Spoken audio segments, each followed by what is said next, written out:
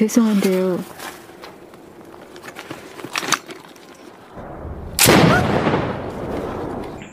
Assalamualaikum warahmatullahi wabarakatuh guys. Balik lagi dengan gua di Andis Channel. By the way, gimana kabar kalian nih guys? Gua harap kalian baik-baik aja ya, dan juga sehat-sehat selalu. Kali ini gua akan mereview alur cerita film yang berjudul Sympathy for Lady Vingancy. Film yang rilis pada tahun 2005 ini menceritakan tentang seorang wanita yang ingin melakukan balas dendam setelah dipenjara atas tuduhan penculikan dan pembunuhan terhadap seorang anak kecil yang sebenarnya tidak ia lakukan. Penasaran dengan kelanjutan videonya? Yuk kita langsung saja masuk ke alur cerita filmnya. Let's go. Di awal film pun kita diperlihatkan sekelompok orang berkostum Santa Claus yang sedang bernyanyi di tengah hutan salju di depan lapas penjara. Di sini ternyata mereka menunggu seorang wanita yang bernama Gemja yang baru saja dibebaskan dari penjara. Gemja sendiri dihukum penjara selama 13 tahun atas kejahatan menculik dan membunuh anak kecil yang bernama Park Won Mo. Yang dimana pada masa itu kasus Gemja cukup menggemparkan publik karena kecantikan dan usianya yang masih sangat muda, yaitu 20 tahun. Saat di dalam penjara, Gemja sangat berperilaku baik sehingga ia dijuluki nona yang baik hati oleh teman-teman satu selnya. Bahkan saking baiknya Gemja, ia tak segan-segan menolong para napi yang dibully oleh para seniornya sampai mengurusi napi lansia yang sudah pikun.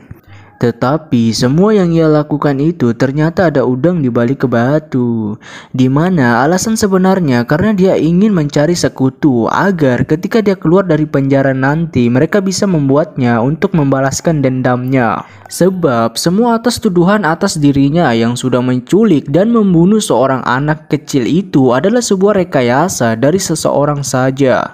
Setelah keluar dari penjara, Gemja mulai merencanakan rencananya dengan mendatangi sekutu-sekutunya. Dan langkah awal Gemja pun pergi ke rumah temannya yang bernama Kim. Ia dipenjara karena membunuh dan setelah bebas sudah bisa terbilang mandiri karena ia sudah bisa membuat bisnis salonnya sendiri. Kurang mengerti juga Gemja datang ke situ ya, mungkin cuma nginep kali aja ya.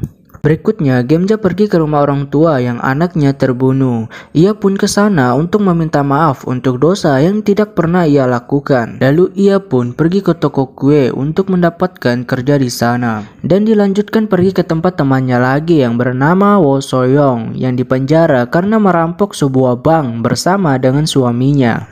Tujuan Gemja datang adalah untuk meminta ke suaminya Wo Sohoyong untuk membuatkannya sebuah senapan api rakitan, di mana ia hanya menunjukkan desain dan model tersebut. Setelah itu, ia pun lanjut ke rumah ke teman berikutnya yang bernama Oh Susi, yang dimana Oh Susi dulu ini dipenjara karena sering dibully oleh wanita besar, yang dimana wanita besar itu melakukan pelecehan seksual kepada Oh Susi, yang dimana ia diminta untuk melakukan hubungan sesama wanita. Tetapi untung saja Gemja membantunya agar terbebas dari wanita tersebut, di mana ia dulu pernah membuat wanita itu celaka. Nah, di sini Gemja menyuruhnya untuk membuatkan sebuah patung. Pada suatu siang, entah ini suatu kebetulan atau tidak, detektif yang dulu menanyai kasus Gemja datang ke toko kuenya tempat Gemja bekerja bersama putrinya untuk membeli kue. Dan diperlihatkan dulu Gemja seperti memujuk si detektif untuk percaya bahwa memang dirinya adalah pelaku penculikan dan pembunuhan dari si anak laki-laki. Lalu saat reka pembunuhan ulang, Gemja nampak bingung kayak gimana gitu. Dan di sini diperlihatkan detektifnya seperti memberikan contekan kepadanya. Dari adegan ini kita bisa menyimpulkan bahwa si detektif sebenarnya tahu kalau Gemja ini tidak bersalah. Namun karena alasan yang tidak diberitahukan, ia terpaksa mengaku bahwa itu adalah kesalahannya. Jadi ternyata si Gemja ini ternyata waktu remaja udah hamil dan meminta pertolongan kepada Pak Bek untuk menampungnya. Pak Bek ini adalah guru yang pernah mengajar di kelasnya, dan Pak Bek ini juga yang nantinya menculik dan membunuh si anak laki-laki. Pak Bek ini mengancam membunuh anaknya Gemja yang sudah lahir jika ia tidak mengaku sebagai orang yang melakukan pembunuhan dan penculikan.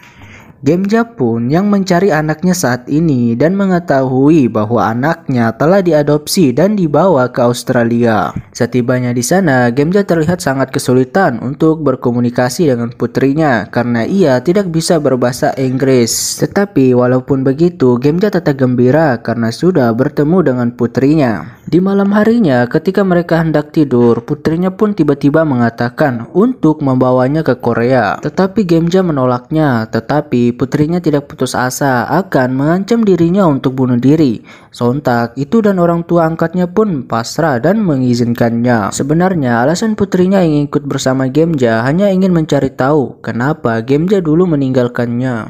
Lalu di sini senjata api yang dibuat oleh suaminya si Soyoung sudah selesai. Lalu ia pun mencoba senjata itu di sebuah tempat yang dimana objek untuk percobaan adalah seekor anjing.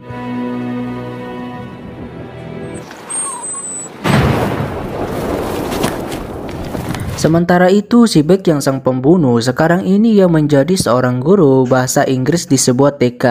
Yang jika kita lihat si Baek ini nampak cukup normal ya dan baik.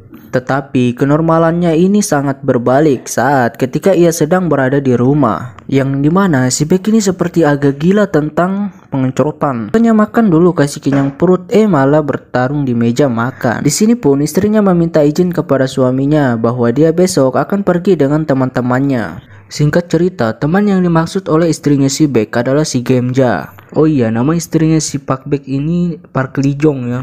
Park Lee Jong bertujuan untuk memata-matai Park Baek dan bertujuan untuk memberikan informasi kepada Gemja. Dan di sini entah ada hubungan apa si pendeta dengan Park Baek. Tapi ternyata semenjak Gemja keluar dari penjara, si pendeta juga sudah memata-matai Gemja dan melaporkan hasilnya ke Park Baek.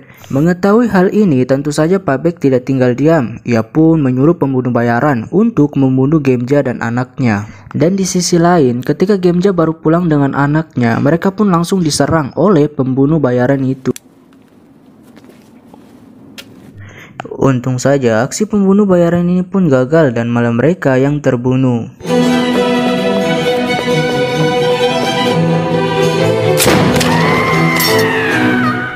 Dan di sisi lain, si Baek yang sudah terlebih dahulu mengetahui bahwa istrinya adalah mata-mata si Gemja langsung mengikatnya dan menyiksanya. Lalu tiba-tiba si Baek pun pingsan saat menyantap makanan. Ternyata istrinya sudah terlebih dahulu mencampuri obat tidur ke makanan itu. Dan Gemja pun datang. Ia pun melihat Park Baek yang sudah pingsan. Ia langsung mengikat Park Baek dan membawanya ke tempat eksekusi. Gemja pun sudah sangat geram untuk membalaskan dendamnya ke Baek.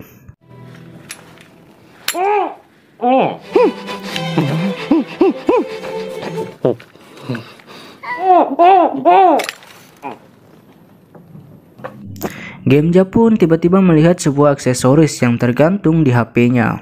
Yang dimana di HP tersebut terdapat aksesoris anak kecil dan salah satunya dari aksesoris yang tergantung di HP tersebut adalah milik anak 13 tahun yang lalu. Dan banyak aksesoris juga. Apakah korban Park Baek bukan hanya satu? Gemja pun menanyakan ke Park Baek berapa orang yang udah kamu bunuh. Park Baek yang diam pun membuat Gemja mengamuk.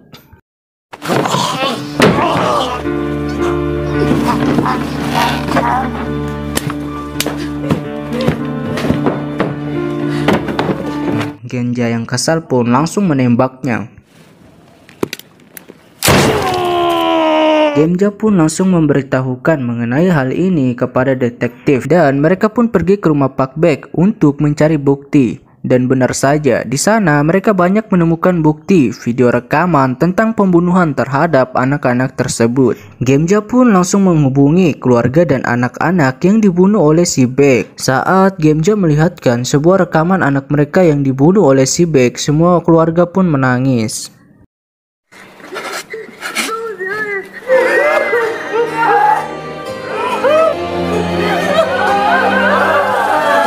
Dan si nenek pun di sini hampir pingsan melihat penderitaan cucunya yang disiksa. Gemja pun memberikan dua pilihan kepada mereka, menyerahkan pelaku kepada pihak berwajib atau dihukum bersama-sama. Setelah itu pun semua keluarga sepakat bahwa nyawa harus dibayar dengan nyawa. Mereka semua sepakat membunuh si Baek dengan diberikan sebuah nomor undian satu persatu untuk melampiaskan semua amarah mereka.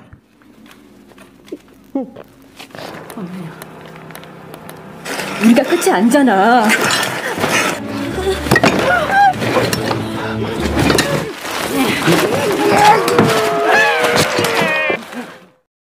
Setelah itu, mereka pun langsung membersihkan TKP. Setelah semua sudah bersih-bersih, mereka pun foto-foto bersama untuk kenang-kenangan. Dan setelah foto bersama pun mereka langsung menguburi jasadnya si Baek. Dan untuk kenang-kenangan manis dari Gemja, Gemja pun memberikan sebuah tembakan untuk terakhir kalinya. Mereka semua pun pergi ke tokonya Gemja untuk memakan kue ulang tahun bersama-sama, seolah pertanda kehidupan yang baru. Lalu mereka pun bubar seperti tidak terjadi apa-apa. Gemja pulang menemui anaknya lalu membawakan kue sambil menangis di situ. Tangis lega karena semuanya telah berakhir, entah sesuai keinginannya atau tidak. Dan film pun tamat. Oke guys, sampai di sini saja ya filmnya, dan jangan lupa bantu like-nya juga dan nyalain loncengnya dan subscribe. Bagi kalian kalau ada juga yang mau request kan film, tinggal komen aja ya di bawah. Oke, sampai jumpa di video berikutnya ya. Bye bye.